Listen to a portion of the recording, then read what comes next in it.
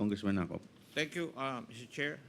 Most of the questions that my staff has prepared would concern Madam Gina F. Acosta, the Special Disbursing Officer of the Office of the Vice President. I think she is not present today. Is she? Comsec? Present ba si Madam Gina Acosta? Kasi siya ang supposedly the Special Disbursing Officer. No, Your Honor. She is not present. So, Mr. Chair,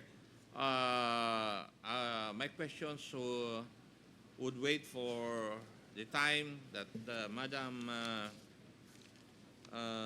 Gina F. Acosta would be present in the next hearing, but I would just like to ask some questions from COA, if they're present this morning. Thank you.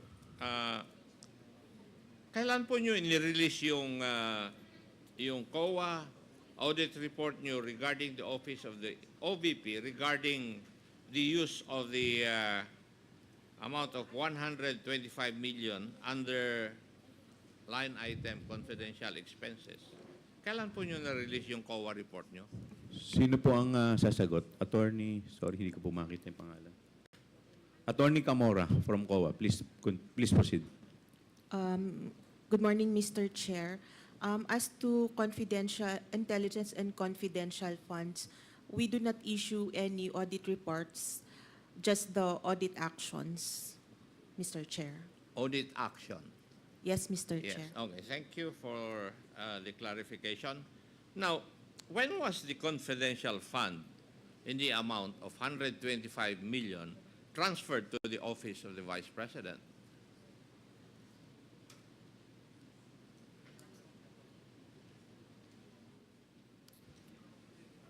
Sino po sasagot? It was in December. Attorney Camora? Mr. Chair, may I be clarified? The cash advance, Mr. Chair? Yes. When was the fund, the 125 million amount, transferred to the office of the Vice President?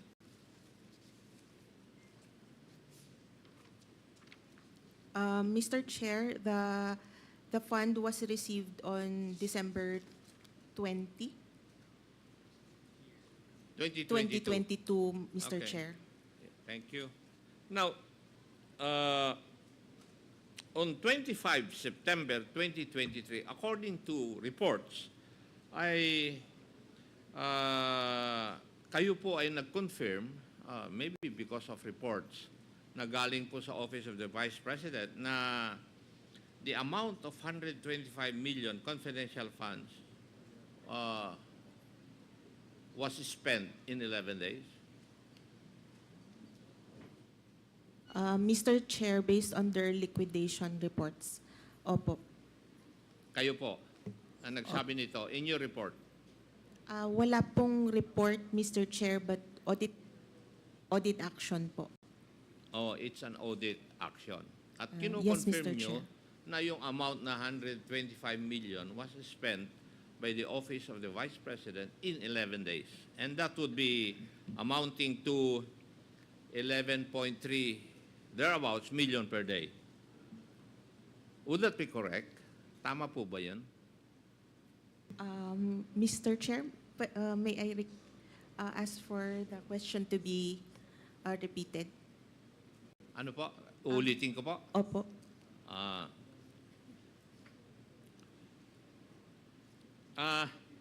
Kayo po nagko-confirm na in-spend in your liquidation in the liquidation report that was submitted to you, kayo po nag-confirm na in 11 days naubos po yung 125 million confidential funds. Tama po.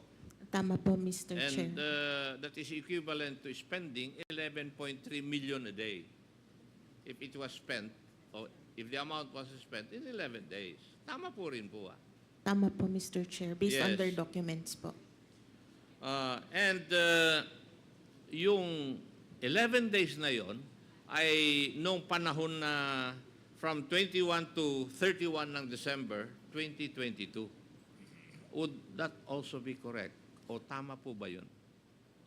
Based on their accomplishment report, tama po, Mr. Chair. And that is at the height of the holiday season, matatapos na po yung taon, di po ba?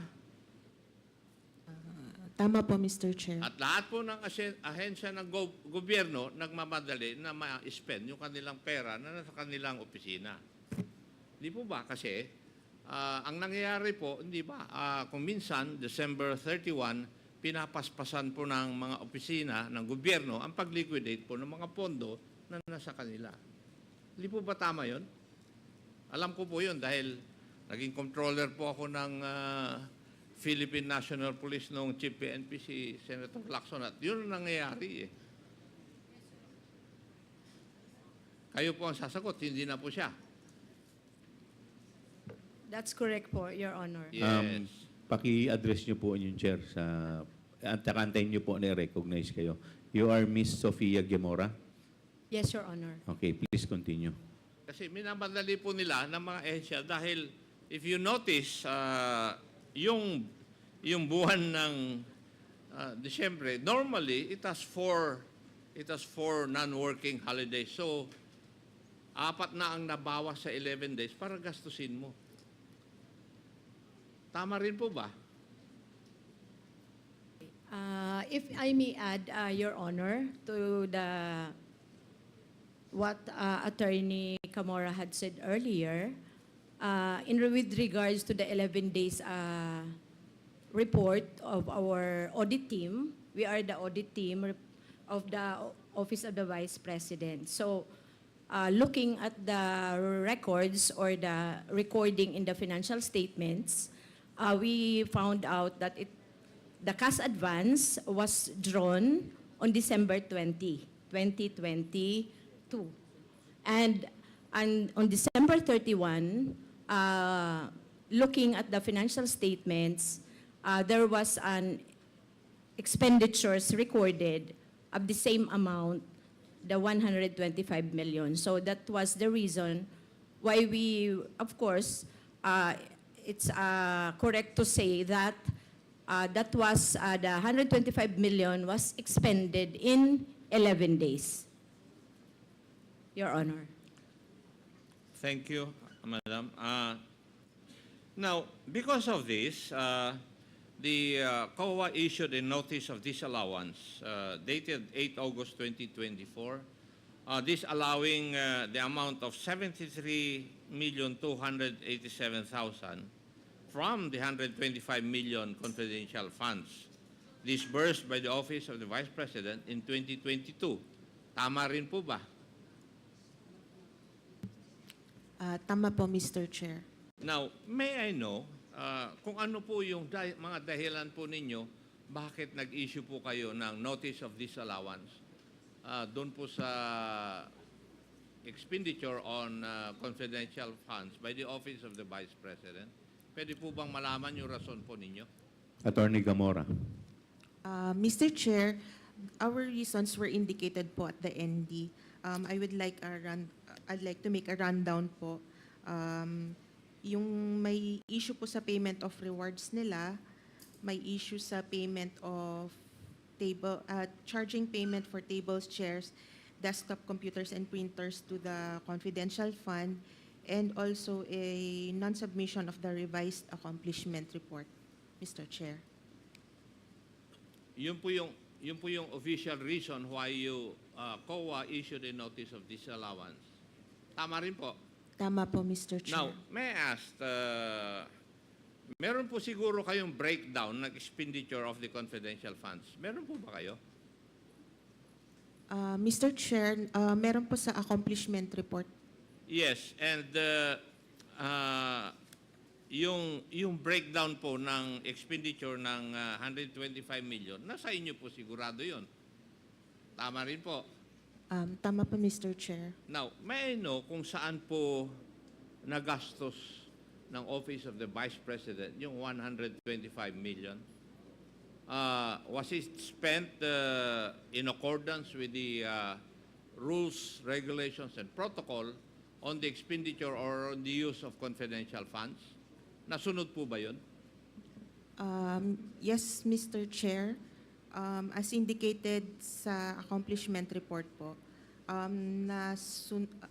na-liquidate naman po nila based on confidential expenses as required by the joint circular po, Mr. Chair. If I may, alam naman po ninyo yung section 4.8 of Joint Circular number 2015-01 Yes, Mr. on the Chair. use of confidential funds. Opo, Mr. Chair. Now, categorically, yung po bang items na kung saan ginamit yung confidential funds ay naaayon po dito sa circular na ito? Opo, Mr. Chair. Kung naaayon sa circular na ito, bakit kayo nag-issue ng notice of disallowance? Mr. Chair, as to yung first finding, meron po kasing specific requirement ang joint circular na document na hindi po nila na-submit or nag-submit sila pero hindi po sufficient siya to answer the requirement of the joint circular, Mr. Chair. Na-mention kanina ni Chairman, the Honorable Joel Chua, na in the accomplishment report of the President, if I remember it right, meron pong ginamit na, yung surveillance in 132 places. Tama ba ba, Mr. Chair? Yung Areas po yun. narinig ko na yun. 132 areas po. Yes. Yung 125 million, parang ginamit po yan in 132 areas. Yes, and accordingly, it was 100% compliance. Hindi po ba sa tingin ng COA, medyo kwan ito? Medyo imposible? Mr. Chair, parang based on other parang okay lang naman po siya. Kami po ay gumagamit din po ng intelligence fund. Nanggaling po ako sa service At alam ko na mahirap gawin ito. I will conduct surveillance in 132 areas in 11 days. Tapos kayo ngayon sa COA, sinasabi ninyo na posible pala ito. Samantalang kami on the ground na gumagawa nito noong ako'y nasa serbisyo, nahihirapan po kami. So, what is your basis na pwedeng sabihin na posible ito, Madam COA?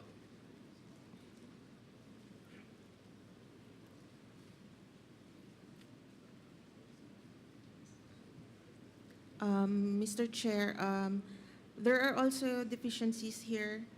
No, tinatanong ko lang po kayo kasi sa mata po ng COA, yung mag-conduct ka ng surveillance activities in 132 areas in 11 days, para sa amin po na gumagawa nito in our use of intelligence funds, no, ako po yung nasa servisyo, nahirapan po kami Tapos sa mata pala ninyo, posible pala ito.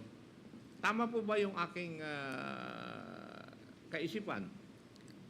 Mr. Chair, ang identified lang po ay number of areas, pero pwede din pong i-consider yung kung ilan po yung